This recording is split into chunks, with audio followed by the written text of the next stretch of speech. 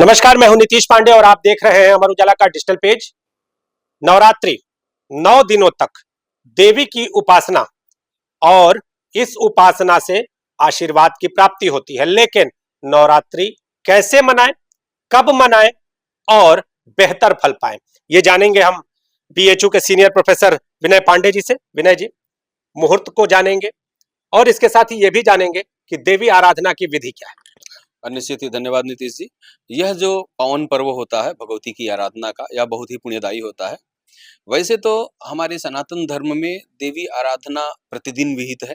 रोज ही हम लोग देवी की आराधना करते हैं, शक्ति की पूजा करते हैं। लेकिन वर्ष में 4 ऐसे महत्वपूर्ण संजोग होते हैं जब देवी की आराधना का विशिष्ट फल होता है, जिसे हम नवरात्र के नाम से जानते हैं।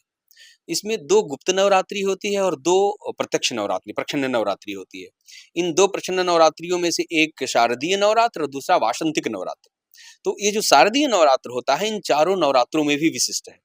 इसमें भगवती की उपासना विशेष पुण्यदायक होती है और हमारे कालगणना के अनुसार, धर्मशास्त्रीय ग्रंथों के अनुसार आश्विन शुक्ल पक्ष की प्रतिपदा से आरंभ करके और नवमी पर्यंत देवी की पूजा करते हुए दशमी में विसर्जन किया जाता है।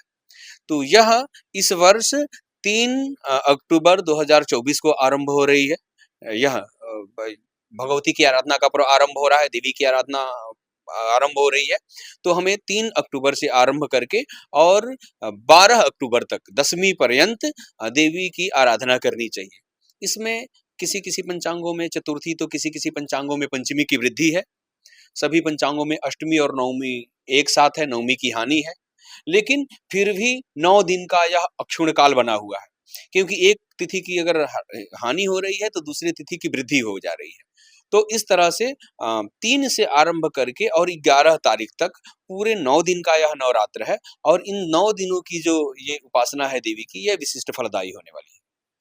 अगर बात करें तो हर बार देवी विशेष वाहन पर सवार होकर आती हैं और ये वो नवरात्र होता है जो पूरे वर्ष को कहीं ना कहीं निर्धारित करता है कि आने वाला जो साल है वो कितना और किस तरह का होगा। तो इस बार क्या स्थिति बन रही है? देखिए, दिनों के क्रम से किस दिन नवरात्र का आरंभ हो रहा है, तो देवी का आगमन किस पर होगा, इसी के संदर्भ में विचार किया गया है। तो हमारे यहाँ अब की जो नियम वर्णित हैं, उन नियमों के अनुसार देवी का आगमन दोला पे हो रहा है, दोला पालकी को भी कहते हैं, और गमन जो है वो कुक्कुट पे हो रहा है। तो ये दोनों ही बहुत शुभ नहीं माने जाते हैं। लेकिन भगवती की अगर हम शुद्ध सात्विक मन से आराधना करेंगे तो वो शुभ फलदायी होगा। तो निश्चित ही देवी का दोला पर आगमन और कुक्कुट पर गमन यह विशेष शुभदायी नहीं है। तथापि हमें भगवती की जो आराधना है वो पुण्यदायी है। आगमन और गमन का विचार वो काल सापेक्ष है, तो वो काल जो है वो शुभता या अशुभता को सूचित करता है। लेकिन देवी की जो आराधना, क्योंकि कल परसों हमारे पास एक प्रश्न भी आया कि जब देवी का आगमन अशुभ है तो हम पूजा क्यों करें उनकी? देवी के आगमन और पूजन अशुभ नहीं है। वो जो काल, जिस काल में नवरात्र का आरंभ हो रहा है, भगवती का आगमन हो रहा है, वह काल एक कुछ अशुभ स्थितियों को सूचित कर रहा है और इंडिकेटर है। भगवती का जो भगवती की जो आराधना है वो अनिष्टकारी नहीं है। वो तो उसी अनिष्ट को दूर करने के लिए तो भगवती की आराधना करनी है। तो निश्चित ही यह भगवती का गमनागमन जो है वो आराधना से अनुकूल फल को प्राप्त कराएगा। अगर दोले पे आगमन होता है तो देश में परिस्थितियां कैसी बनती हैं? राजनीतिक परिस्थितियां, अन्य परिस्थितियों की बात करें तो किस तरह की बनती देखिए, जब भी दोला पर आगमन होता है तो थोड़ा-सा अरोग्यता की स्थिति समाज में व्याप्त होती है। रोगों की अधिकता बढ़ती है और उपद्रव कुछ बढ़ते हैं। राजनीतिक में तनावपूर्ण स्थितियाँ रहती हैं, कोई बहुत विशेष परिवर्तन नहीं होता है। रोग की ही अधिकता का फल बताया गया है यहाँ पे। रोग की वृद्धि होती है और संयम, नियम और भगवती की आराधना से वो उपशमित भी होता है। तो इसके लिए धर्माचार्य क्या कहते हैं? जब देवी का आगमन ऐसे होता है तो उनको प्रसन्न करने के लिए किस तरह की विधि अपनाती है या अपनाई जाती है जिससे आने वाला जो साल है इन सारी बाधाओं से दूर रहे? वो बाधाएं कौन सी हैं? अगर बात करें तो आपने बताया कि युद्ध की भी स्थितियां उत्पन्न होती हैं, ऐसी भी स्थितियां दिखती हैं क्या? नहीं, नहीं, ऐसा कुछ नहीं है। ये दोला का आगमन, देखिए, कोई एक जो अवयव होता है ना हमारे फलादेश का, वह सब जाती है जिससे आने वाला जो साल है इन सारी बाधाओं से दूर रहे? वो बाधाएं कौन सी हैं? अगर बात करें तो आपने बताया कि युद्ध की भी स्थितियां उत्पन्न होती हैं, ऐसी भी स्थितियां दिखती हैं क्या? नहीं, नहीं, ऐसा कुछ नहीं है। ये दोला का आगमन देखिए, कोई एक जो अवयव होता है ना हमारे फलादेश का, वह सब कुछ नहीं तय करता है। तिथियों का फल है, मासों का फल है, वर्ष का फल है, कुंडलियों का फल है, ग्रहों के गोचर का फल है, उसी में देवी के आगमन का भी फल है। तो सभी स्थितियों को ध्यान में रखते हुए फिर हमें फलादेश करना चाहिए।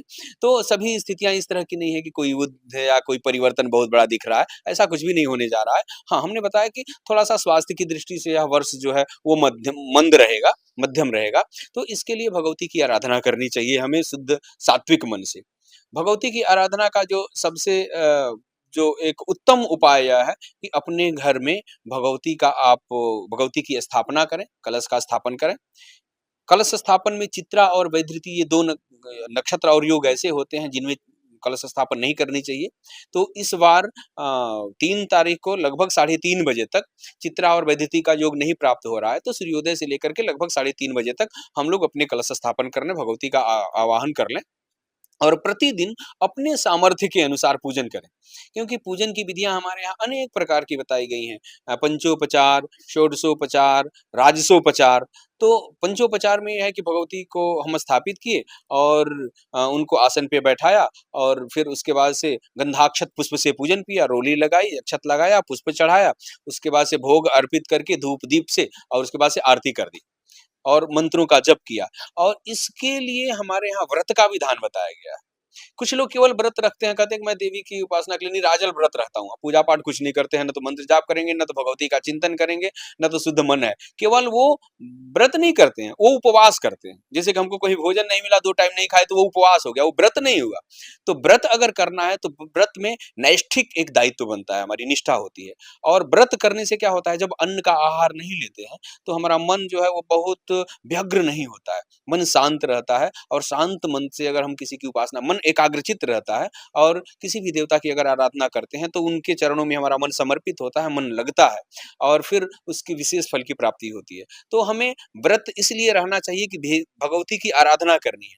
केवल व्रत रहने का कोई पुण्य नहीं होता।